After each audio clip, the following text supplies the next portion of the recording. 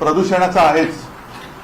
एक तर आपल्याला आठवत असेल की जेव्हा मी मुख्यमंत्री झालो त्यावेळेला तत्काळ आरेमधल्या कारशेडला मी स्थगिती दिली होती. याचा अर्थ मी मेट्रोला विरोध केलेला नव्हता, पण मेट्रोच्या ऐवजी कांजूरमार्गची जागा आम्ही सुचवली होती. ती जागा आता या सरकारने घेतलेली आहे आणि आरेची तर झाडं कापलेलीच आहे.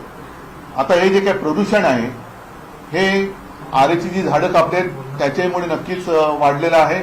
आणि नियोजन शून्य विकासामुळे, विकास जो म्हटला जातोय नियोजन शून्य, इकडे काही नियोजनच नाहीये आणि कॉन्ट्रॅक्टरचा पूर्ण विकास करण्याचा जो काही एक आटापिटा चाललेला आहे त्याचंच हे प्रदूषण आहे. आता आणखीन माझ्या कानावर आलंय की संजय गांधीचा जो काही डेव्हलपमेंट प्लॅन हा आता हे सरकार करतं. म्हणजे संजय गांधी नॅशनल पार्क हे असं जंगल आहे, जगातलं एकमेव जंगल आहे की जे शहरात आहे आणि इथे केवळ झाडच नाही तर अगदी बिबट्यापासून अनेक जीव तिकडे वर्षानुवर्ष राहत आहेत किंवा पिढ्यानपिढ्या असं म्हणत. आणि पिढ्या आपल्याच नसतात तर इतर जीवाच्या सुद्धा असतात तर तिकडे राहतात. हे असं जगातलं एकमेव उदाहरण आहे आणि जंगल आहे. तो संजय गांधी नॅशनल पार्क सुद्धा विकास प्लॅन काहीतरी इथे आणतात आणि तोही मोठा करण्याचा प्रयत्न चाललेला आहे. हे जसं मुंबईत चाललंय तसंच दुसरा हा एक मोठा घातक प्रयत्न ते जे करतायत ते नाशिकमध्ये करतायत. नाशिकमध्ये पुढच्या वर्षी कुंभमेळा होतो.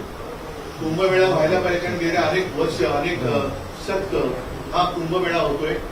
गेल्याही वेळेला तिकडे कुंभमेळा झाला होता आणि तिथे येणारे जे हजारो लाखो साधू संत आणि भाविक आहेत त्यांची गैरसोय होता कामा नये याच्यासाठी सुविधा पुरवण्याचं काम हे सरकारचं असतं आणि असलंच पाहिजे. दुर्दैवाने गेल्या वर्षी प्रयागराजमध्ये जे काही घडलं, चेंगराचेंगरीमध्ये किती नेमके भाविक चिरडून त्याच्यामध्ये काही जणांना प्राण गमवावे लागले, काही जण गंभीररित्या जखमी झाले. त्याचा नेमका आधार काय अजून आले तर थोडक्यामध्ये तिकडे भाविकांची आणि साधू संतांची गैरसोय होता कामा नये हे शासनाचं काम आहे. आता हे काम आहे म्हटल्यानंतर त्याच्यामध्ये पारदर्शकपणा पाहिजे. आज देखील नाशिकचा पालकमंत्री नेमला का जात नाहीये हे कोडा यांच्या कोड्याचं उत्तर या कुंभमेळ्याच्या एकूण होणाऱ्या खर्चामध्ये आहे का हे एक आपल्याला शोधावं लागेल. आता तो विषय वेगळा झाला, त्याच्यात आता मला जायचं नाहीये. मात्र या कुंभमेळ्याच्या निमित्ताने साधूग्राम म्हणून जे काही होणार आहे ते गेल्या वेळेला झालं असेल ते नेमकं कुठे झालं होतं याची सुद्धा माहिती आपण सहज मिळवू शकतो. पण या वेळेला तपोवन हे नष्ट करण्यात येणार आहे. आता तपोवन म्हणजे जिथे प्रभू श्री रामचंद्र, सीतामाई, लक्ष्मण हे काही काळ वास्तव्यास होते अशी एक आपली मान्यता आहे. म्हणजे प्रभू रामचंद्राच्या परस्पर्शाने पावन झालेल्या ज्या काही मोजक्या जागा आपल्या देशात ओळखल्या जातात त्याच्यापैकी तपोवन ही जागा आहे. खरं म्हटलं तर इकडे आतापर्यंत काहीतरी एक श्रद्धेचं ठिकाण निर्माण करण्यात यायला पाहिजे होतं. कारण तिथे जवळपास 60 प्रकारची वेगवेगळ्या प्रजातीची झाडं आहेत. त्यातील अनेक ही औषधी वनस्पती आहेत. ही झाडं सगळीच काही शेकडो किंवा हजारो वर्षांची नाहीये तर झाडं सुद्धा रिजनरेट होत असतात. म्हणजे जुनी झाडं जवळ त्यांच्यापासून नवीन झाडांची उत्पत्ती होत असते. अशी अनेक वर्ष हे निसर्गाचं चक्र तिथे चालू आहे. थोडक्यामध्ये या तपोवनाने आपल्यापेक्षा जास्त कुंभमेळे अनुभवलेले असतील, पाहिलेले असतील. आणि मुख्य म्हणजे या तपोवनामध्ये जे काही साधुग्राम म्हणून करण्यात येणार आहे त्या साधुग्राम करण्याला आमचा विरोध नाहीये, पण तपोवनात करण्यात येणार आहे त्याला मात्र आक्षेप आमचा आहे. याचं कारण ही झाडं कापली जाणार आहे. मग प्रभू रामचंद्राच्या परस्पर्शाने पुनीत झालेली ही भूमी तुम्ही तिकडे आता साधुग्रामसाठी ही झाडं कापणार, तिकडे साधूंची व्यवस्था करणार, पण त्याच्यानंतर काय करणार हा महत्वाचा प्रश्न आहे. त्याच्यानंतर पुन्हा झाडं लावणार असाल तर मग गेल्या वेळेला जी जागा वापरली होती त्याच जागेमध्ये साधुग्राम का करत नाही आणि ही झाडं तोडणार. आणि गिरीश महाजन म्हणाले एक झाड कापलं तर 10 झाडं लावणार. तर एवढी जागा जिथे असेल तर तिकडेच जर जागा रिकामी असेल तर तिथेच साधुग्राम का नाही करत. म्हणजे आहे ते मारून टाकायचं आणि मारल्यानंतर पुन्हा तिकडे नव्याने झाडं लावू अशी एक लोणकडी थाप मारायची. हा हिंदुत्वाच्या नावाखाली चाललेला भ्रष्टाचार आहे. याचं कारण असं की आता कुंभमेळ्याचं जरी कारण देण्यात येत असलं तरी देखील माझ्या हातामध्ये एक आखिर टेंडरची कॉपी झाली. त्याचं पहिलं पान आहे की ज्याच्यात स्पष्ट लिहिलेलं आहे की तिथे नंतर कॉन्फरन्स हॉल, कन्व्हेन्शन हॉल वगैरे अशा काही गोष्टी केल्या जाणार आहेत. हे सुद्धा कॉन्ट्रॅक्टरसाठी ही झाडं कापली जात आहेत आणि त्याला कोणी आक्षेप घेऊ नये म्हणून कुंभमेळ्याचं कारण दिलं जाते। याचा अर्थ असा की भाजपचं हिंदुत्व एक होतांड आहे। काल परवाकडेच आपल्या माननीय पंतप्रधान यांनी अयोध्येच्या राम मंदिरावरती ती रामध्वजा वगैरे ती फडकावली, तर तिकडे जाऊन रामराम करायचं आणि नाशिकमध्ये मुंह में राम आणि बगल में अदानी असं यांचं काम आहे की काय? कारण काही म्हणी आपल्याला बदलल्या पाहिजे। मुंह में राम और बगल में चुरी असं जे काय म्हणत होतो, आता रामाच्या नावाने ही जागा अदानी हा एक शब्द झालाय कॉन्ट्रॅक्टरचं प्रतीक म्हणून, पण ही जागा उद्या कॉन्ट्रॅक्टरच्या घशात घालण्यासाठी आता कुंभमेळ्याचं कारण पुढे करून तुम्ही किती झाडं कापताय किंवा नष्ट करताय हा सरळ सरळ तिथल्या जनतेचा आरोप आहे। त्याच्याशी मी सहमत आहे। तिथल्या जनतेचं कोणी ऐकत नाही। मी सुरुवात करताना जे बोललो की मंत्री नुसते घराघरा फिरताय, हे घरदार सोडून फिरताय, घरोदारी फिरताय, पण ज्यांचं ऐकायला पाहिजे आणि हे ना धड शेतकऱ्यांचं ऐकत आहे ना शहरातल्या नागरिकांचं ऐकत आहे। वारे माफ नुसता पैसा उधळला जातोय, हा पैसा येतो कुठून याचं उत्तर कोणाकडेच नाही। ते दिसतंय सगळ्यांना। अगदी काल परवाकडेच त्यांच्या मित्रपक्षांमध्येच आता ही साठमारी सुरू झालेली आहे। एकमेकावरती थाळी टाकून उघड उघड पैसे दाखवले जात आहेत, तरी सुद्धा सगळे चिडीचूप आहे। तर हे भाजपचं भूतांड आहे आणि म्हणून मुंह में राम आणि बगल में अदानी असं यांचं भाजपचं एक हिंदुत्व आहे। ज्या मुंह में राम आणि बगल में अदानी ह्या हिंदुत्वाला आम्ही तरी मान्यता देऊ शकत नाही। तर हे आणून पाडलं गेलं पाहिजे नाशिकच्या जनतेसोबत। मी तर म्हणेन केवळ हा आता मी मुंबईत का विषय घेतोय, नाशिकमध्ये होत आहे, माझं काय जातंय नाही, मुंबईने भोगलंय, नाशिकची जे आता दुसरी आहे असं सगळीकडे होत जाणार आहे। त्याच्यामुळे हा केवळ एका शहराचा विषय नसून हा संपूर्ण राज्याचा विषय आहे। तिथे सर्व निसर्गप्रेमीच नव्हे तर आपल्याला पुढे श्वास घ्यायला कसा त्रास होणार आहे याची जाणीव ज्यांना झाले त्यांनी सगळ्यांनी याला विरोध केला पाहिजे। परत एकदा सांगतो, आमचा विरोध हा कुंभमेळ्याला नाही, साधुग्रामला नाही, मात्र त्यासाठी जी हजारो झाडांची कत्तल हा शब्द मी वापरतोय, कत्तल करून सरकार आपल्या पदरी पुण्य पाडून घेण्याचा एक केविलवाणा प्रयत्न करण्याचा देखावा निर्माण करते, त्याला आमचा विरोध। हा एक विषय झाला, हा एक विषय फार महत्वाचा आहे। आणि दुसरा विषय हा राज्यसभेचा आहे, संसदेचा। आता त्याच्यामध्ये काही नोटीस आलेली आहे की त्यांनी नोटीस त्याच्यानी काय अधिसूचना काय म्हणायचं त्याला, हा म्हणजे त्याला काय म्हणतात अधिसूचना त्यांनी जारी केलेली आहे आणि त्यानुसार यापुढे प्रोसिडिंग्स मध्ये हाऊसमध्ये त्यांनी म्हटलंय की there should be no thank you, जय हिंद किंवा वंदे मातरम। म्हणजे हे तर अनाथल्ली आहे। आजपर्यंत आम्ही भाजपचे जे काही सोबत होतो तो भाजप जिस देश में रहना होगा तो वंदे मातरम कहना होगा असं कंटाळून सांगायचं। आता हे वंदे मातरम म्हणायचं नाही, मग हे ज्यांनी केले तो पाकिस्तानमध्ये जाणार का, त्याला पाकिस्तानमध्ये पाठवणार का, हे भाजपच्या किंवा भाजपने हे सांगावं की ह्याच्यामध्ये तुमचं हिंदुत्व किंवा राष्ट्रप्रेम आहे का। हे एका बाजूला मी यांच्या हिंदुत्वाचा बुरखा फाडलेला आहे आणि दुसऱ्या बाजूला यांच्या राष्ट्रप्रेमाचा बुरखा सुद्धा मी फाडलेला आहे, कारण तो त्यांनी स्वतःहून फाडलेला, मी नाही फाडला। म्हणजे आपल्या सभागृहात वंदे मातरम म्हणायचं नाही, जे वंदे मातरम आपण राष्ट्रगीत त्याला 150 वर्ष झाली म्हणून आता नुकतंच आमच्या मोदीजींनी मोठं भाषण वगैरे कुठेतरी दिलं, त्या वंदे मातरमला म्हणजे हा ही काय मॅकलेची अवलाद ही भाजपमध्ये कुठून आली। वंदे मातरमला विरोध करणं ही मॅकलेची अवलाद, ही मोदींना विचारलं पाहिजे की अवलाद तुमच्यामध्येच आहे की जी वंदे मातरमला विरोध करते। त्याच्यामुळे आमचे सर्व संसद जे खासदार आहेत ते आमच्या लोकसभेच्या आणि राज्यसभेत तर आमच्यात 2 आहेत, एक संजय राऊत आहेत आणि प्रियांका चतुर्वेदी आहेत। मी आता 2 खासदार माझ्याकडे सभागृहात ठणठणीतपणाने वंदे मातरम बोलायचं, बघूया कोण आपल्याला बाहेर काढतं। शिवसेनेचे खासदार हे लोकसभेच्या आणि राज्यसभेच्या सभागृहात वंदे मातरम बोलणारच आणि भाजपमध्ये हिंमत असेल तर आमच्या सदस्यांना त्यांनी निलंबित करून दाखवायचं। पण हा खेळ खंडोबा चाललेला आहे, म्हणजे लोकांना भावनिक एक दम संभ्रम निर्माण करायचा, मतं मिळवायची आणि मतं मिळवल्यानंतर सगळं मारून टाकायचं। हिंदुत्वाचं सुद्धा नाटक आता तुमचं उघडं पडलंय, राष्ट्रप्रेमाचं नाटक उघडं पडलेलं आहे आणि ह्याची उत्तरं या निवडणुका बाजूला ठेवून भाजपच्या वरिष्ठ नेते इथल्या चेल्या चपाट्यांनी नव्हे, इथल्या चेल्या चपाट्यांना त्यांना मी तिरगंटीत धरत नाही, कारण त्यांच्या शीर्ष, कारण त्यांचा अध्यक्ष म्हणून कोण ठरत नाहीये.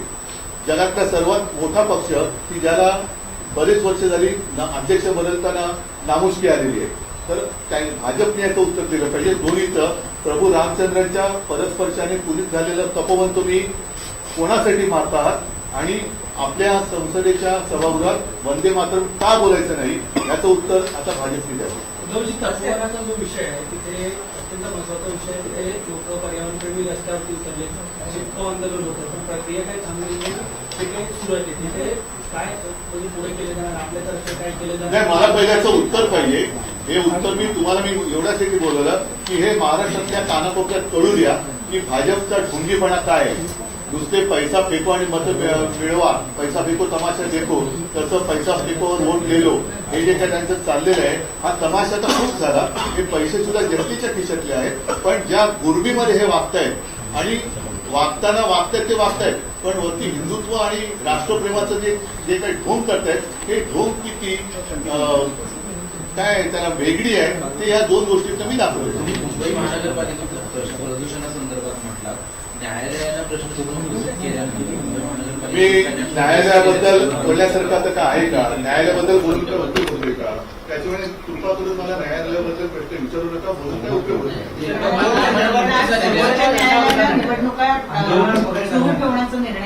मी न्यायालयाबद्दल बोलून उपयोगच नाहीये, त्याच्यामुळे मला कृपा करून न्यायालयाबद्दल काही बोलायचंच नाही. बांधकामांना मुंबई महानगरपालिकेच्या नोटिसा दिल्यात, बिल्डर नियम पाळत नाहीत असं देखील सांगितलं. अशांना देखील नोटिसा मुंबई महानगरपालिकेकडून देत आहे आणि रस्ते देखील आजपासून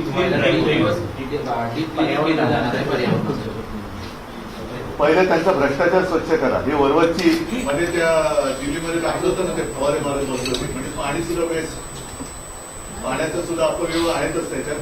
आणि झाडं मारून तुम्ही प्रदूषण करता, म्हणजे हा नियोजन शून्य विकास जो आहे तो पहिला थांबवला पाहिजे. कारण आतापर्यंत आपल्याला जे सांगितलं तुम्ही विकासाच्या विरोधात नक्कीच नाहीये, पण एक गोष्ट झाल्यानंतर एक गोष्ट सुधारेल. कुठे सुधारते? रेल्वेची बरीच कामं झालेली आहे, तरी ट्रॅफिक कुठे कमी होतोय? ट्रॅफिक तसंच आहे. आम्ही जो कोस्टल रोड केला त्याचा फायदा किती होतोय आणि हे जे काही विकासाच्या नावात जे करतायत त्याचा फायदा किंवा किती उपयोग होतोय हे लोकांना कळते. सातबारे सुरू आहे आणि आताच्या सगळ्या सुरू असलेल्या निवडणुकांमध्ये अनेक ठिकाणी माहितीमध्ये एकमेकांच्या विरोधात पक्ष लढताना मतांची बोली लावायची बाकी ठेवली या लोकांनी. कसं झालंय की मतांचा तुम्ही लिलाव मांडण्यासारखं झालेलं आहे की हा एवढे पैसे देतो, हा एवढे पैसे देतो. ही कुठली लोकशाही आहे? मतांचा लिलाव आहे का हा?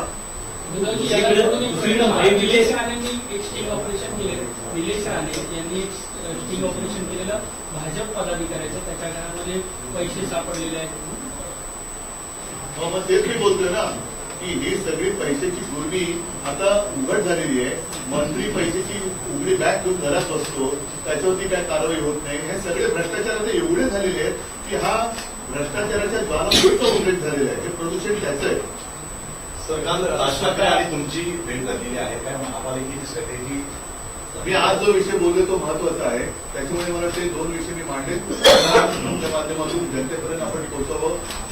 भाजपच्या समजदार नेत्याकडनं मला त्याच्यावरती उत्तर अपेक्षित आहे. कोणी आंडू बोलेल तर त्याला मी काही उत्तर वगैरे काय देणार. मी आज तर बोललेलो आहे आणि आवश्यकता लागली तर आम्हाला रस्त्यावरती उतरावं लागेल. पण प्रत्येक वेळेला रस्त्यावरती उतरूनच जर काही न्याय मिळणार असेल तर निवडणुका घेऊच नका, रस्त्यावरती उतराने न्याय मिळवा असं एक तुमचं घोषवाक्य करा. नेशनल ग्रीन ट्रिब्यूनल जैसे भी संस्था है वहाँ पर भी आवाज उठा सकते हैं आप इसको इस तपोवन के विषय कुछ फायदा होने वाला है क्या? आज तक नहीं उठाया गया. आरएपी जो बात मैंने की कई मतलब कितनी बार हमने कोशिश की, लेकिन ये मानने के लिए क्या चल रहा है? सिर्फ कॉन्ट्रैक्टर के लिए सब पेड़ भी काटो, सब काटो. अच्छा, तपोवन की जो मैंने बात की उसका टेंडर ही कल लीक है म्यूनसिपालिटी का. वहाँ कन्वेंशन हॉल और सारी चीजें बनाने वाले हैं. इसका मतलब यही है कि एक जो कहावत है मुंह में राम और बगल में छुरी, उसको थोड़ा बंदी करना होगा. मुंह में राम और बगल में आजादी. Finance minister Ajit Pawar openly अपने बयान दे रहे हैं कि मेरे पास फंड्स है, आप मुझे वोट दो, मैं आपको फंड दूंगा. वही तो मैं कह रहा था. अजित पवार जो फाइनेंस मिनिस्टर है उनको उप मुख्यमंत्री में नहीं मानता क्योंकि वो संवैधानिक पद है नहीं. अर्थमंत्री कहते हैं कि मेरे पास तिजोरी है, चंद्रकांत पाटिल कहते हैं कि तिजोरी वाला मालिक तो हमारे पास है, दूसरा दाढ़ी वाला वो तो पूजा से बैठ गया दाढ़ी अपनी, तो उसके हाथ में क्या है वही उसको पता नहीं चल रहा है। पैसे की इतनी मस्ती आज तक महाराष्ट्र ने कभी देखी नहीं थी। तो ये सब खेल चल रहा है और लोगों की जो व्यथा है वो समझने के लिए इनके पास समय नहीं है। प्रचार के लिए घूम रहे, हेलीकॉप्टर से घूम रहे, सब घूम रहे, वोट मांगने के लिए घूम रहे, लेकिन जिन्होंने वोट दिया है उनकी कुछ सुख तो है नहीं, दुख ही है, व्यथा है, उसके बारे में क्या है। मैं खुद जाकर आया, ये क्यों नहीं जा रहे? जैसे मैं जाकर किसानों में बैठा, इनमें से किसी की हिम्मत क्यों नहीं होती जाकर वहां बैठती थी। पीछे सर्व नेते प्रचारापासून आम्हाला महाविकास सर, महायुति के भीतर और भी कुछ चीजें सामने आ रही है। भारतीय जनता पार्टी और शिवसेना के एकनाथ शिंदे के दल के नेता एक दूसरे के कुछ स्कैम्स एक्सपोज कर रहे हैं। संतोष बांगर ने 50 करोड़ लिए, उसके साथ निवेश क्या कार्रवाई कौन करेगा? कौन है? आरोप भी वही करते हैं और खुद ही क्या जजमेंट भी वही देते हैं। फिर कोर्ट का काम क्या है? बीजेपी के प्रदेश क्या कह रहे हैं कि 2 दिसंबर तक हमें युति कायम रखनी है, उसके बाद हम जवाब देंगे। क्या थ्रो अभी वो थ्रो करेंगे तो कितने दूर तक जाएगा पता नहीं। उपयोगिता खत्म हो गई है और अजित पवार की उपयोगिता खत्म हो गई है बीजेपी के लिए। अभी वो मैं तो अनुभव नहीं ले रहा हूँ, जिसके पास है उनको पूछो। लेकिन वो बातें बाद में, लेकिन आज जो मैंने 2 मुद्दे उठाए, एक तो बीजेपी का झूठा हिंदुत्व और झूठी देशभक्ति, जैसे मैंने कहा तपोवन की बात तो मैंने कही, लेकिन जो पार्लियामेंट की अधिसूचना आई है कि अब संसद भवन में वंदे मातरम नहीं कह सकते, ये कौन सी बात है? किसका दिमाग है इसके पीछे? और एक समय तो ऐसा था कि ये बीजेपी वाले तो चिल्ला कर कहते थे कि इस देश में रहना होगा तो वंदे मातरम कहना होगा, तो मेरे सांसद तो वहां जाकर वंदे मातरम कहेंगे। अगर बीजेपी की हिम्मत है तो मेरे सांसदों को बाहर निकल सकेंगे, और अगर नहीं तो ये चीज जिसने की है वो कौन है उसको निकालो बाहर, भेजो ना उसको। उन्हीं की प्यारी भाषा कुछ छोटी ना कि उनको भेजो पाकिस्तान ना अभी फिर। तो ये बीजेपी का दोहरापन है और मराठी में तर बोलतात ना ढोंगीपणा है इनका। ना ये हिंदू है ना ये देशप्रेमी है।